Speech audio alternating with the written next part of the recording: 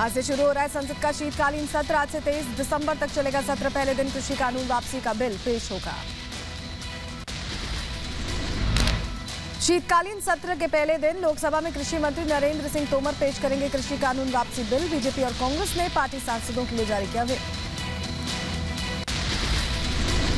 केंद्रीय कृषि मंत्री नरेंद्र सिंह तोमर दोपहर 12 बजे तीनों कृषि कानून वापस लेने वाले बिल को पेश करेंगे। केंद्रीय कैबिनेट बिल वापसी के प्रस्ताव पर लगा चुकी है मुहर। संसद के शीतकालीन सत्र से पहले सर्वदलीय बैठक में सरकार और विपक्ष में सीधी बातचीत। बैठक में पीएम मोदी नहीं हुए शामिल। सरकार ने कहा नियम के तहत मुद्दों पर चर्चा के लिए तैयार। शीतकालीन सत्र से पहले बीजेपी का मंथन। जेपी नड्डा, राजनाथ सिंह समेत सभी बड़े नेता शामिल हुए। सत्र की रणनीति पर चर्चा हुई। एनडीए फ्लोर लीडर्स की भी बैठक हुई। संसद के शीतकालीन सत्र से पहले सभी राज्यसभा के अध्यक्ष एम वेंकैया नायडू ने बुलाई थी बैठक। उनके आवास पर बुलाई बैठक में सदन में सभी दलों के नेता शामिल हुए। पश्चिम बंगाल के सीएम ममता बनर्जी ने बुलाई पार्टी कार्यकारिणी की बैठक। शीतकालीन सत्र में पार्टी की रणनीति पर होगी चर्चा। टीएमसी कार्यकारिणी के सभी 21 सदस्य रहेंगे मौजूद। रक्षा मंत्री राजनाथ सिंह का दिखा एक अलग अंदाज। सर्वदलीय बैठक खत्म होने के बाद बयान दे रहे टीएमसी नेता सुदीप बंदोपाध्याय के पीछे आकर रखा कंधे पर हाथ। सर्वदलीय बैठक के बाद एसपी नेता रामगोपाल यादव का बयान। कहा बैठक में एमएसपी, बेरोजगारी, महंगाई के साथ रोजगार का उठाया गया मुद्दा। कांग्रेस नेता अधीर रंजन चौधरी ने लोकसभा स्पीकर ओम बिरला को लिखी चिट्ठी। संसद की प्रेस गैलरी में मीडिया कर्मियों के प्रवेश पर लगे प्रतिबंध को हटाने की मांग की। केरल और पश्चिम बंगाल की राज्यसभा की एक एक सीट के लिए आज होंगे उपचुनाव। केरल और कांग्रेस के जोसमणि और टीएमसी की अर्पिता घोष के इस्तीफे के बाद हो रहे हैं चुनाव। आरएसएस प्रमुख मोहन भागवत का बयान। कहा संघ कोई मिलिट्री संगठन नहीं है, संघ एक पारिवारिक माहौल वाला समूह है। दिल्ली संघ कोई मिलिट्री ऑर्गेनाइजेशन नहीं है। संघ तो कौटुंबिक वातावरण वाला एक समूह है।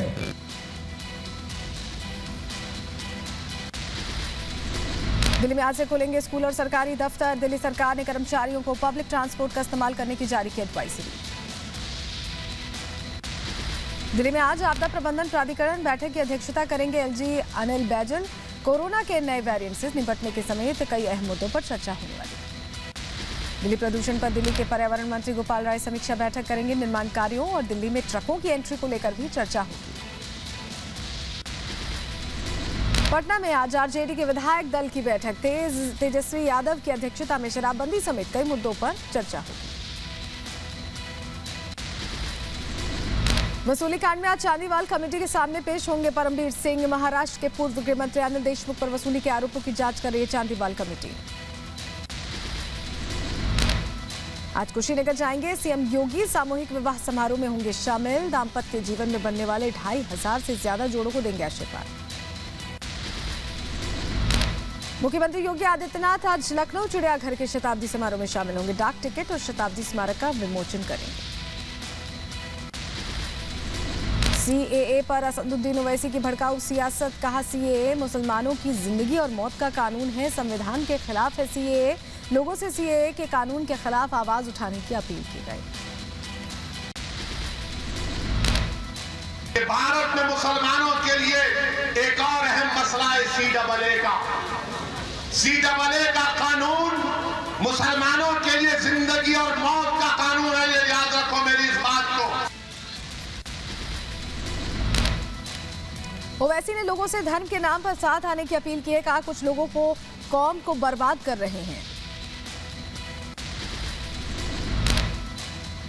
अरे तुम तो उस बदतर हो, कम से कम वो अपना पेट काटने के लिए करके तुम तो कौम का मुस्तकबिल बर्बाद कर रहे हो। यूपी चुनाव में जिन्ना पर जंग। बलरामपुर में असदुद्दीन ओवैसी ने कहा हमने जिन्ना को 75 साल पहले पाकिस्तान में फेंका, हमें गन्ने की फिक्र है, जिन्ना की नहीं।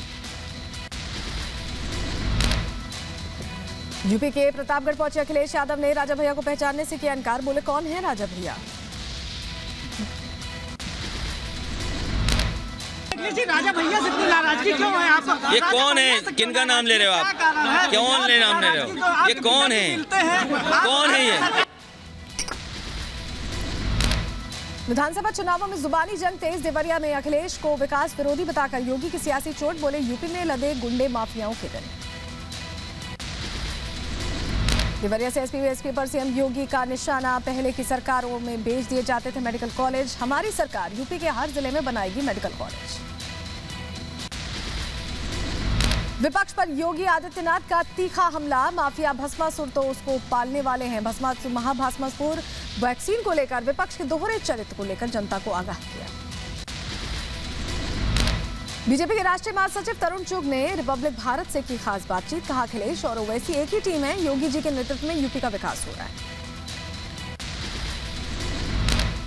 यूपी चुनावों से पहले विकास की बयान। देवरिया में सीएम योगी ने करोड़ों की परियोजनाओं का लोकार्पण किया और शिलान्यास किया। पूर्व विधायक रघुराज सिंह की मूर्ति का अनावरण किया।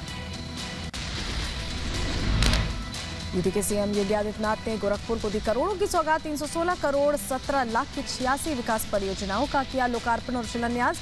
अगले महीने होगा एम्स का उद्घाटन।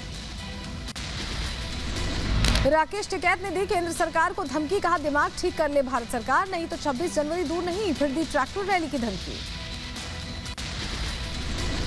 राकेश टिकैत ने सरकार को दी 26 जनवरी वाली धमकी, कहा 26 जनवरी दूर नहीं है, फिर आंदोलन में होगी कुर्बानियां, बीजेपी के खिलाफ माहौल बिगाड़ेंगे। राकेश टिकैत ने कहा एमएसपी पर गारंटी के बिना आंदोलन खत्म नहीं होगा, किसानों से बात करे सरकार।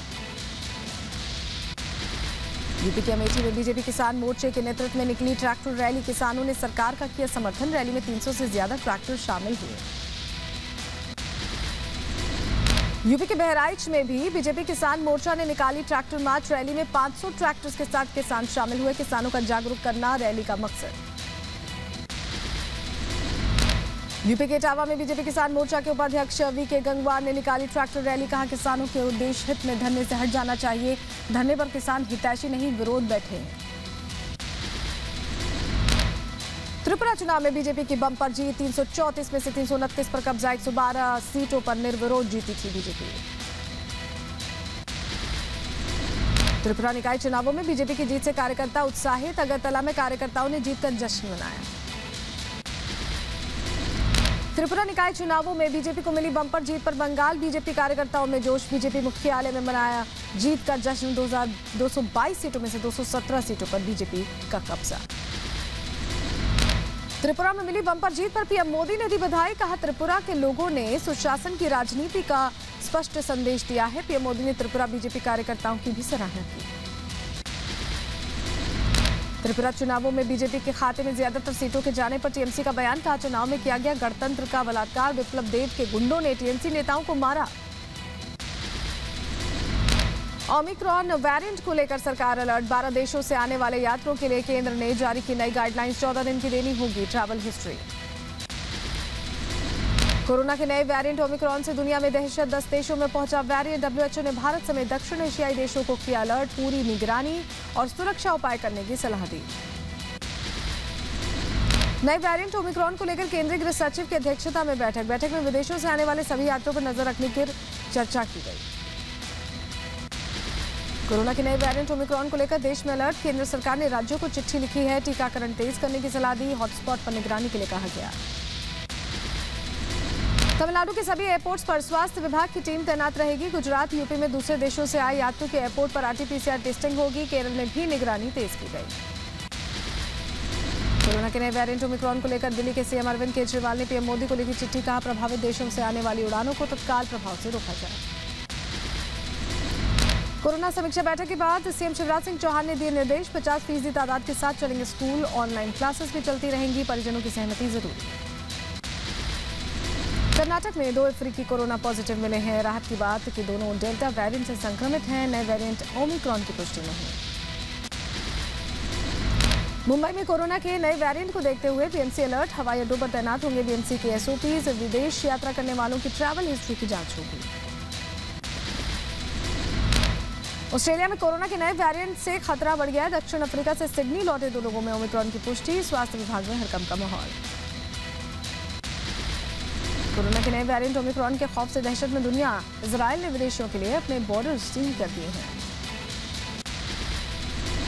इटली में कोरोना वायरस के नए वेरिएंट से हड़कंप, ओमिक्रॉन के संक्रमण का पहला मामला सामने आया। जर्मनी में ओमिक्रॉन वेरिएंट की दस्तक, 2 लोगों में ओमिक्रॉन वेरिएंट की पुष्टि। हाल ही में दक्षिण अफ्रीका से लौटे हैं दोनों पॉजिटिव। ब्रिटेन में ओमिक्रॉन के 2 नए मामले सामने आए हैं। दक्षिण अफ्रीका ने 24 नवंबर को इस वेरिएंट की पुष्टि की थी।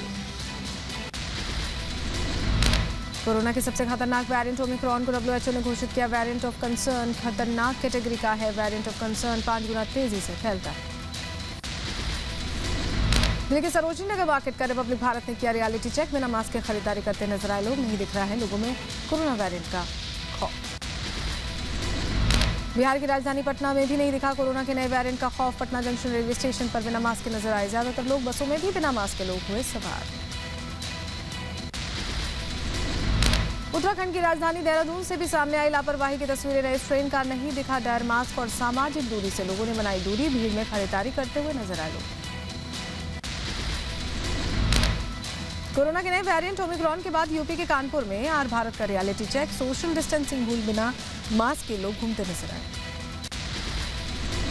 पाकिस्तान प्रेम में उमर अब्दुल्ला ने की सारी हदें पार। आतंक को लेकर कश्मीरी युवकों को ठहराया जिम्मेदार। कहा आतंकी बाहर से नहीं आते, कश्मीर ये युवा ही बनते हैं आतंकवादी।